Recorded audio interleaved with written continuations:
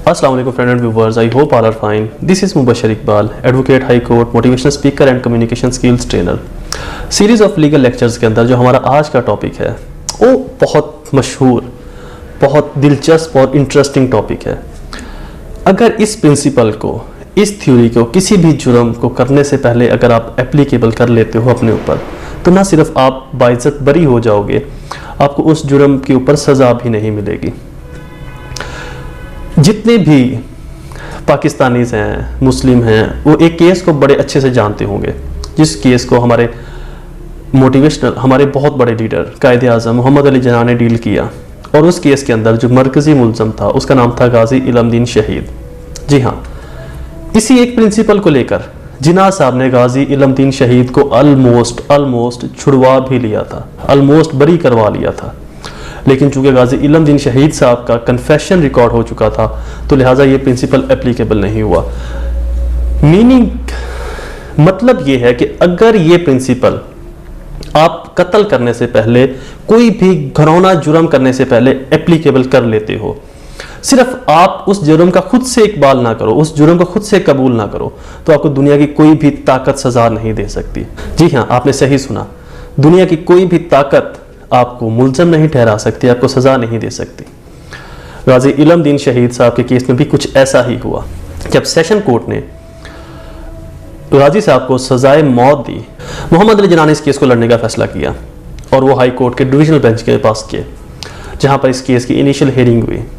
तो मोहम्मद अली जिन्ना ने जो प्ली ली, जो एक्सक्यूज़ खड़ा किया, जो राजपाल गुस्ताख को मारने की बड़ी वजह करार दी, वो यही प्रिंसिपल था। और इसी प्रिंसिपल के ऊपर मोहम्मद अली जिन्ना ने ये तारीखी अल्फाज कहे थे कि अगर गाजी इल्मदीन शहीद अपना कन्फेशन वापस ले ले कि मैंने ये कत्ल नहीं किया, तो इस दुनिया के अंदर गाजी इल्मदीन शहीद को कोई भी फांसी तो क्या, एक दिन की सज़ा भी नहीं दे सकता। इसी प्रिंसिपल के तहत मोहम्मद अली जिन्ना ने इतने कॉन्फिडेंस के साथ ये बात कहती कि मैं गाजी इल्मदीन को छुड़वा लूँगा, सिर्फ उसने जो इकबालिया जुर्म किया उसको वापस ले ले, उससे वो पीछे हट जाए। ये इतना बड़ा प्रिंसिपल है कि जिसका अंदाज़ा आपको मेरी इस बात से लग चुका होगा कि कितने कॉन्फिडेंस के साथ मोहम्मद अली जिन्ना ने ये बात कही थी। अब इतने बड़े लीडर ने अगर ये बात कही होगी तो गलत तो नहीं होगी। एनीवे, जब मोहम्मद अली जिन्ना गाजी इल्मदीन शहीद साहब का केस हाई कोर्ट के डीबी में लेकर गए, दो आई विटनेस हैं, तो मोहम्मद अली जिन्ना ने जो सबसे पहली बात की वो ये की कि आई विटनेस तो एक अलग चीज़ है, लेकिन इस कत्ल का होना सडन प्रोवोकेशन के सेंस में आता है। जी हाँ, सडन प्रोवोकेशन ही एक ऐसा सेंस है जिसके तहत अगर आप कोई जुर्म करते हो तो आपको उसकी सज़ा बिल्कुल नहीं मिलती। और ये बहुत बड़ा और सेटल्ड प्रिंसिपल है। कोर्ट ने जब ये जिन्ना साहब को कहा कि सडन प्रोवोकेशन कैसे, सडन प्रोवोकेशन के अंदर जो इंग्रेडिएंट्स हैं वो ये है कि ये सडनली हुआ हो, तो मोहम्मद अली जिन्ना ने जो रिमार्क्स पास किए वो ये थे कि चूंकि मुसलमानों का अपने नबी हज़रत मोहम्मद सल्लल्लाहु अलैहि वसल्लम के साथ एक बहुत ही इमोशनल और गहरा रिश्ता है, तो लिहाजा राजपाल गुस्ताख ने नाउज़ बिल्लाह मोहम्मद सल्लल्लाहु अलैहि वसल्लम की गुस्ताखी की। तो जब ये बात गाजी इल्मदीन शहीद तक पहुंची, गाजी इल्मदीन को इस बात का इल्म हुआ, तो उन्होंने उसी दिन ठान लिया उसको कत्ल करने का। और चूंकि उनके पास कोई मौसर मौका उनके हाथ में नहीं आ रहा था, एक मुनासिब मौका उनको नहीं मिल रहा था, तो लिहाजा जैसे ही उनको मौका मिला, गुस्सा उनके दिल के अंदर था, शिद्दत, नफरत उनके दिल के अंदर भरी हुई थी, तो जैसे उनको मौका मिला उन्होंने राजपाल गुस्ताख को कत्ल कर दिया।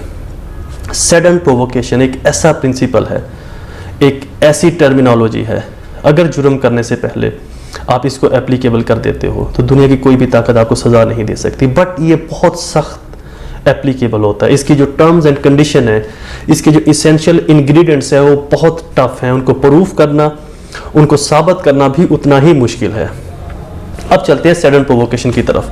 सडन प्रोवोकेशन, इश्तियाल अंगेजी, किसी शख्स को अचानक से कोई ऐसी बात कह देना, कुछ ऐसा कह देना उसको जिससे वो अपने हवास बाख्ता हो जाए, अपने होश और हवास में ना रहे, अपना कंट्रोल खो दे और किसी शख्स के ऊपर वो हमला करे जिससे उसको नुकसान पहुंचे, उसका कत्ल हो जाए। सडन प्रोवोकेशन, अचानक से किसी शख्स को कोई ऐसी बात कहना जिससे वो अपने होश खो बैठे और हमला कर दे, पागल हो जाए वो। इससे आसान और मुनासिब अल्फाज नहीं है कि ऐसी बात कही जाए जिससे सामने वाला शख्स पागल होकर हमला कर दे। सडन प्रोवोकेशन की सेंस के अंदर आएगा। सडन प्रोवोकेशन के कुछ इंग्रेडिएंट्स हैं, कुछ इसेंशियल्स हैं जिनका फुलफिल होना बहुत ज़रूरी है। कुछ इसके नेचुरल इसेंशियल्स हैं और कुछ जो supreme court of Pakistan, international court of justice and England and supreme court of America and supreme court of India ने भी इसके कुछ रूल्स एंड रेगुलेशन सेटल किए। अनफॉर्चुनेटली पाकिस्तान के अंदर एक सेटल लॉ तो नहीं बन सका, बट एक सेटल प्रिंसिपल जरूर है, और प्रिंसिपल से डिनाई किसी के बस में नहीं होता। इसके इसेंशियल इंग्रेडिएंट्स के ऊपर अगर थोड़ी सी नज़र दौड़ाएं तो सबसे पहले आउट ऑफ सेल्फ कंट्रोल, कोई ऐसी बात सुनना, किसी की तरफ से ऐसी बात का आपको आपके कानों में पड़ना जिससे आप अपने कंट्रोल को खो बैठो, आप पागल हो जाओ। अब इस चीज को प्रूफ करना कि वो बात क्या इतनी हीनियस, इतनी संगीन थी जिससे आपने अपने होश खो दिए, आया थी या नहीं थी, ये सबसे ज्यादा मैटर करता है। आपको कोई ऐसी गाली दे, आपको माँ की गाली, बहन की गाली, लेकिन बशर्ते कि आपने वो गाली पहले कभी ना सुनी हो। मतलब ये नहीं है कि आपको किसी शख्स ने एम माँ की बहन की गाली दी और आपने निकाला पिस्टल और धड़ धड़ धड़ मार दी गोलियां उसको, ऐसे नहीं। डेली सुबह शाम आप माँ की गालियां सुनते हो, भाई की गाली, बहन की गालियां सुनते हो दोस्तों से, और किसी ऐसे शख्स ने आपको गाली दी और आपको गुस्सा इतनी संगीन हुई है कि गुस्सा हमेशा उसी चीज से आता है जिससे आपको इंतहा की हद तक प्यार, लगाओ, आपके इमोशनल अटैचमेंट उसके साथ इंतहा की हद तक हो। आम चीज़ों के ऊपर गुस्सा, या जिस चीज़ को आपने फर्स्ट टाइम सुना हो। मतलब एक शख्स डेली अगर गालियां सुनता है तो हाउ इज इट पॉसिबल कि एक शख्स को एक महीना को गालियां दे रहा है, उसको गुस्सा नहीं आया, अगर गुस्सा आया भी तो एक नॉर्मल रूटीन का, एक महीने के बाद जब किसने गाली दी तो वो हाइपर होकर उसने कत्ल कर दिया। कत्ल करने वाले इकदाम के लिए ज़रूरी है कि जो उसने सुना वो इतना संगीन हो जो इससे पहले उसने कभी तसव्वुर भी ना किया हो, जिससे वो अपने कंट्रोल खो बैठे, अपने हवास खो बैठे, पागल होकर हमला करे। हाईली प्रोवोकेशन, प्रोवोकेशन इश्तियाल इतना हाईली दिलाया जाए, मतलब उसके किसी ऐसे बहुत बड़े इंस्पिरेशनल लीडर के मुतालिक, उसके बहुत बड़े किसी जिसको वो फॉलो करता है, उसका इतना बड़ा लीडर है जिसके मुतालिक ऐसी बात कही गई हो जिससे उसको इश्तियाल आ गया, उसको गुस्सा आ गया और उसने हमला कर दिया। नेक्स्ट है कॉमन सेंस एलिमेंट, मतलब एलिमेंट ऐसा होना चाहिए जो समझ में आता हो। ये नहीं कि आप बोलो कि मैं एक जगह के ऊपर खड़ा था, पीछे से एक शख्स ने आके मुझे बोला कि साइड पर हो जा, मुझे गुस्सा आ गया, मैंने मार दिया क्योंकि इससे मेरी इंसल्ट हुई। तो ये कॉमन सेंस इसको तस्लीम नहीं करती कि एक शख्स ने आपको सिर्फ पीछे से हटाया या धक्का दिया और आपको इतना गुस्सा आ गया, आपने उसको कत्ल कर दिया। कत्ल करने के लिए जो संगीन वजह है उसका भी संगीन होना चाहिए, क्योंकि कत्ल भी कोई छोटा जुर्म नहीं है। एक शख्स का कत्ल पूरी इंसानियत का कत्ल है। तो इसलिए इतने बड़े एक्ट को करने के लिए कॉमन सेंस ये कहती है कि जो प्रोवोकेशन है वो भी हाईली होनी चाहिए, वो भी कोई आम या नॉर्मल प्रोवोकेशन ना हो, नॉर्मल इश्तियाल अंगेजी ना हो। मस्ट हैव सडन, अचानक से हुआ हो, मस्ट हैव सडन। इसी प्रिंसिपल को लेकर मोहम्मद अली जिन्ना से, जो हाई कोर्ट का डिविजनल बेंच था उस वक्त का, जब गाजी इल्मदीन शहीद साहब का केस उनके सामने आया गया, तो उन्होंने इसी प्रिंसिपल को देखते हुए ये बोला कि मस्ट बी सडन, ये यकीनन और फौरन अचानक से होना चाहिए। गाजी इल्मदीन को ये बात कई अरसे बाद, कई माह बाद ये बात पता चलती है और कई माह बाद उसका कत्ल करता है, और राजपाल गुस्ताख ने बहुत माह पहले ये बात कही थी। तो ये सडन एसेंशियल के ऊपर फुलफिल नहीं करती। तो जिसके रिप्लाई में जिन्ना साहब ने ये कहा कि जब आपकी अटैचमेंट किसी शख्स के साथ इतनी हो, इतनी ज्यादा हो, इतना ज्यादा आप उसके साथ इश्क करते हो, उसके बारे में कोई गलत अल्फाज बोले तो सडन से भी ज्यादा हीनियस हो जाता है क्राइम, क्योंकि आपके दिल के अंदर डेली बेस के ऊपर, रोजाना की बुनियाद के ऊपर उस शख्स के खिलाफ दुश्मनी, नफरत बढ़ती रहती है। तो जैसे ही वो सामने आता है आप अपना गुस्सा, अपनी नफरत निकाल देते हो उसको कत्ल करके, उसके ऊपर हमला करके। ग्रेविटी ऑफ सडन, इसकी जो सडन की ग्रेविटी है ये भी एक्सप्लेन कर दिया मैंने, इतनी संगीन नोयत का होना चाहिए। अब थोड़ा सा इसके केस लॉज के हवाले से पॉइंट ऑफ व्यू से डिस्कस करते हैं इसको। 1993 MLD 1391 1391 पेज नंबर, इस केस के अंदर भी ऑनरेबल कोर्ट के अंदर ये डिसाइड किया कि sudden provocation must be direct and grave. ये नहीं है कि एक शख्स मुझे यहां पर कुछ गाली देकर चला जाता है और मेरा भाई आकर बता लेता सडन प्रोवोकेशन का। नो, ये सडन प्रोवोकेशन के प्रिंसिपल को फुलफिल नहीं करती। जिसने मुझे इजा पहुंचाई उसका रिएक्ट भी मैंने करना है। मेरा भाई, मेरा बाप, मेरा कोई भी ऐसा शख्स जो मुझसे जुड़ा हो, जिसको मुझसे प्यार हो, वो इसका रिएक्शन नहीं दे सकता। ये प्रिंसिपल भी हाई कोर्ट के डिविजनल बेंच ने उस वक्त कायदे-ए-आज़म मोहम्मद अली जिन्ना के सामने रखा था कि जिस शख्स के खिलाफ बोला गया हो रिएक्ट भी वो करे। एनीवे, वो केस मैंने आपको बता दिया। नेक्स्ट केस है 1980 Pakistan criminal law journal 357 357 page number. Next case 1988 SCMR page number 615, इसके अंदर भी सडन प्रोवोकेशन को एक्सप्लेन किया गया और इस बात की वजाहत की गई कि सडन प्रोवोकेशन की भी एग्जिस्टेंसी है और इसे डिनाई नहीं किया जा सकता। और सडन प्रोवोकेशन की सेंस के अंदर अगर कोई जुर्म किया जाता है तो वो कत्ल अमद में फॉल नहीं करेगा। नेक्स्ट है जी केस नंबर 1983 SCMR 615, इसका जो दूसरा पार्ट है उसके अंदर सडन प्रोवोकेशन की एक और प्रिंसिपल को उजागर किया गया, बाहर निकाला गया कि सडन प्रोवोकेशन की जो सेंस है वो इतनी संगीन होना जरूरी है किसी शख्स को कत्ल करने के लिए।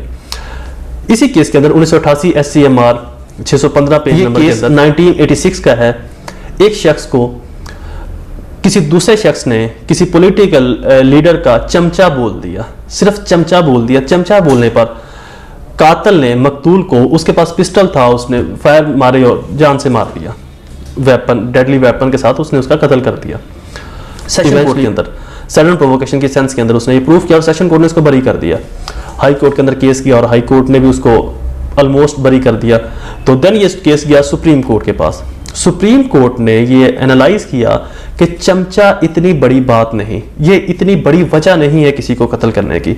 तो अगर मकतूल ने कातिल को चमचा कहा तो कातिल का उसके साथ कोई और ग्रज हो सकता है, कुछ और उसके साथ नफरत, अदावत, दुश्मनी हो सकती है जो पहले से भी थी, बट चमचा कहने से उसके अंदर इश्तियाल ज्यादा भरा और उसने उसको कत्ल कर दिया। बट ये सडन प्रोवोकेशन के प्रिंसिपल को फुलफिल नहीं करता, क्योंकि सडन प्रोवोकेशन ये कहता है कि इमीडिएटली हो और उससे पहले कुछ उसके साथ लेन देन, दुश्मनी या अनाद ना हो। इमीडिएटली उसने कुछ ऐसा बोला जिससे आपको प्रोवोकेशन आई, सडनली प्रोवोकेशन आई और आपने उसको कत्ल कर दिया। तो लिहाजा उससे पहले भी चूंकि वो एक दूसरे को जानते थे और उनकी आपस में एक पॉलिटिकल कुछ तनाज़ात थे, बट उस दौरान जब ये अक्रस हुआ तो मकतूल ने कातिल को चमचा बोला किसी पार्टी के लीडर का, तो कातिल ने पिस्टल से, डेडली वेपन से उस शख्स की हत्या कर दी, मौत कर दी, उस शख्स को कत्ल कर दिया। तो सुप्रीम कोर्ट ने ये होल्ड किया कि ये इतनी बड़ी वजह नहीं और चमचा कहना कोई इतनी बड़ी बात नहीं जिससे कोई किसी का कत्ल कर दे। तो लिहाजा ये सडन प्रोवोकेशन की सेंस में नहीं आता। सडन प्रोवोकेशन के लिए जरूरी है कि कहे गए अल्फाज इतनी संगीन नोयत के हों जिनको बर्दाश्त करना एक आम इंसान के लिए नामुमकिन हो, नामुमकिन की हद तक ऐसा कोई लफ्ज बोला गया हो जिसके रिएक्ट के अंदर आप किसी का मर्डर कर। ऐसे हालात और वाकयात के अंदर अगर कोई मर्डर किया गया हो, किसी को जानी या जिस्मानी नुकसान पहुंचाया गया हो, किसी को हर्ट पहुंचाया गया हो, तो वो एज इट इज सेक्शन के तहत डील नहीं किया जाएगा। वो अलग से उसके अंदर एक्सेप्शन होगी और एन मुमकिन है कि उस केस के अंदर आप बाइज्जत बरी भी हो जाओ। बट अगर उसके इसेंशियल इंग्रेडिएंट्स को आप फुलफिल करते हो, तमाम चीज़ों को आप उनके ऊपर आप एप्लीकेबल करते हो, उन इसेंशियल्स को आप फुलफिल करते हो। आई होप आपको ये लेक्चर पसंद आया होगा। मज़ीद इस तरह के लॉ के इंफॉर्मेटिव लेक्चर सुनने के लिए हमारे चैनल को सब्सक्राइब कीजिए, लाइक और शेयर ज़रूर कीजिए। तमाम लॉ के व्हाट्सएप ग्रुप्स के अंदर अपने अपने फ्रेंड्स के साथ लॉ के जितने भी व्हाट्सएप ग्रुप्स हैं उनके अंदर हमारे लेक्चर्स को शेयर ज़रूर कीजिए। मुझे अपनी दुआ में ज़रूर याद रखिएगा। अल्लाह ताला आपका हामी नासिर हो। वस्सलाम।